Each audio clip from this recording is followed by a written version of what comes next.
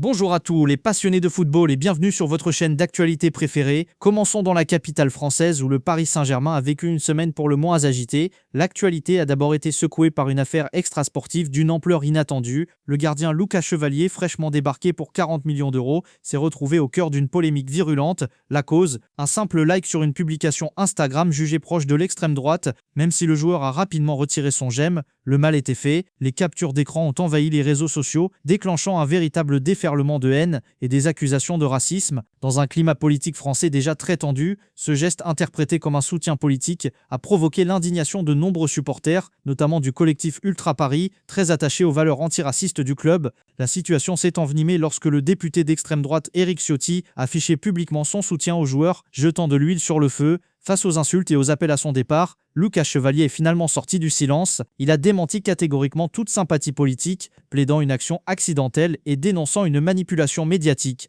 Une affaire qui fragilise le joueur et qui rappelle à quel point, dans un club aussi multiculturel que le PSG, la moindre ambiguïté sur ces sujets peut devenir explosive. Sur le terrain, les motifs d'inquiétude ne manquent pas non plus, notamment en défense.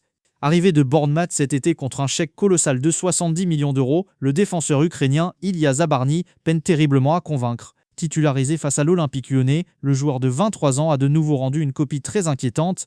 Décrit comme lourd, peu rassurant dans ses relances et constamment en difficulté face aux attaquants vifs, il ne justifie pour l'instant pas l'investissement consenti. Contre Lyon, il a encore montré ses limites, il a failli concéder un pénalty sur une main inexplicable, puis a mal couvert la profondeur sur le but égalisateur lyonnais. Ces passes, qualifiées par certains observateurs de dictées par un générateur de décisions aléatoires, ajoutent à la frustration. Luis Enrique lui-même, après le match, a pointé du doigt les errances de sa ligne défensive sans nommer directement le joueur. Noté 3 sur 10 par la presse, Zabarny transforme chaque intervention en un moment de suspense. Il devra très vite hausser son niveau de jeu, sous peine de voir le solide Willian Pacho lui prendre définitivement sa place. Mais dans ce climat morose, une lumière brille avec éclat. Warren Zaïre-Emery, après une saison dernière plus compliquée où il avait perdu son statut de titulaire, le Titi parisien est de retour au premier plan. Et de quelle manière? Profitant des nombreuses absences dans l'effectif, le jeune milieu de terrain de 19 ans a su saisir sa chance pour redevenir absolument incontournable aux yeux de Luis Enrique. Sa polyvalence est un atout majeur, capable de dépanner au poste de latéral droit en l'absence d'Achraf Hakimi.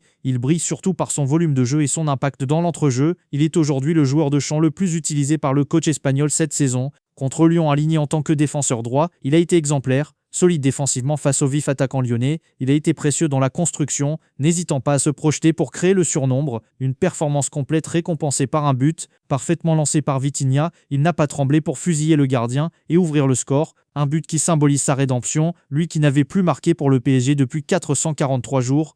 Zaïre-Emery est sans conteste l'homme en forme du PSG, une bouffée d'air frais dans une période de turbulence. Restons en Ligue 1 et déplaçons-nous à Lyon où le club traverse une période de doute. Face au PSG, l'entraîneur Paulo Fonseca, privé de nombreux joueurs, a tenté des paris tactiques osés. Il a notamment décidé de titulariser Rachid Ghezzal non pas sur l'aile, mais à la pointe de l'attaque en tant que faux numéro 9. Un autre choix surprenant fut d'aligner Ruben Kluivert au poste de défenseur droit face au redoutable Kvicha Kvaratskhelia. Malheureusement, ces paris ne se sont avérés que partiellement payants.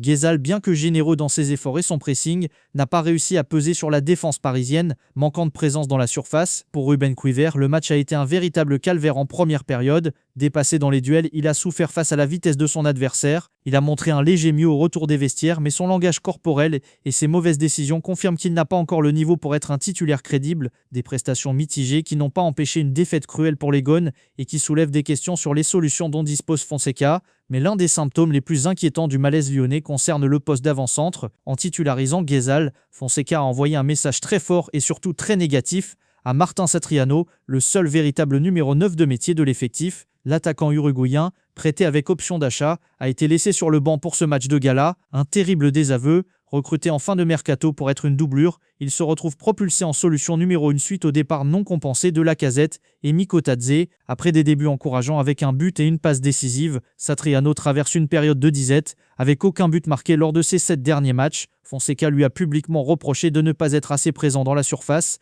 Mais ce choix de le laisser sur le banc au profit d'un ailier de 33 ans montre que la confiance est rompue. L'attaquant, qui peine à avoir un réel impact sur le jeu et à s'intégrer dans le vestiaire, peut légitimement s'inquiéter pour son avenir, surtout que l'OL cherche activement à recruter un grand attaquant cet hiver, la piste menant au jeune Endrick du Real Madrid étant évoquée avec insistance. Pour Satriano, l'aventure lyonnaise ressemble de plus en plus à une impasse. Traversons les Pyrénées pour une plongée au cœur de la Liga, où la bataille entre le FC Barcelone et le Real Madrid fait rage. Côté catalan, le moral est au beau fixe. Le Barça a signé une victoire spectaculaire 4-2 sur la pelouse du Celta Vigo, revenant à seulement 3 points du leader madrilène. Le grand artisan de ce succès n'est autre que l'inusable Robert Lewandowski. À 37 ans, l'attaquant polonais a prouvé qu'il était éternel en signant un triplé retentissant. La presse espagnole est dithyrambique. Top Barça Louis pour Mundo Deportivo, l'avant-centre qui ne devrait jamais partir à la retraite pour sport. Son efficacité clinique et son entente prometteuse avec Marcus Rashford, auteur de 2 passes décisives, ont ébloui les supporters. L'entraîneur Hansi Flick a pu savourer cette victoire et lancer un avertissement clair au Real Madrid.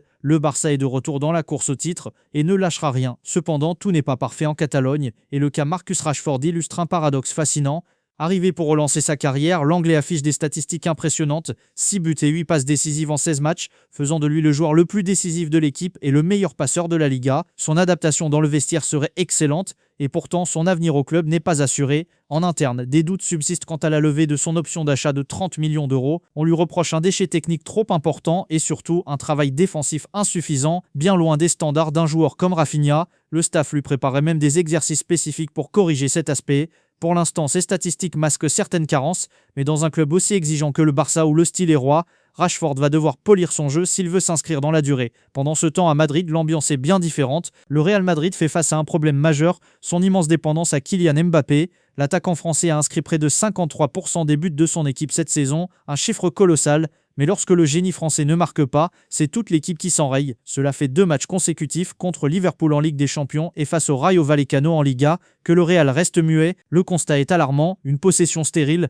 des attaques prévisibles et un manque de lien collectif. Ce pourcentage de buts, bien supérieur à ceux de Cristiano Ronaldo ou Lionel Messi lors de leur meilleure saison, montre à quel point Mbappé est esselé offensivement. L'absence de Jude Bellingham a pesé, mais le problème semble plus profond. Le coach Xabi Alonso a du pain sur la planche pour trouver des solutions collectives et éviter que son équipe ne devienne trop prévisible. Pour ne rien arranger, un autre dossier agite le mercato madrilène, le cas Rodrigo, rétrogradé dans la hiérarchie des attaquants. L'international brésilien vit très mal son manque de temps de jeu. Selon ESPN Brasil, son mal-être a grandi depuis l'arrivée de Xabi Alonso, qui ne l'a titularisé qu'à 3 reprises. Le joueur de 24 ans, qui rêve de disputer la Coupe du Monde 2026, envisagerait très sérieusement de claquer la porte dès cet hiver. Le Real Madrid, de son côté, serait prêt à le laisser partir en cas d'offre satisfaisante. Rodrigo, sous contrat jusqu'en 2028, aurait une préférence pour la Premier League. Le prix, estimé entre 80 et 100 millions l'été dernier, pourrait être revu à la baisse. Avis aux amateurs. Terminons ce tour d'horizon avec les dernières nouvelles marquantes du football mondial. En Angleterre, un diable rouge fait des ravages.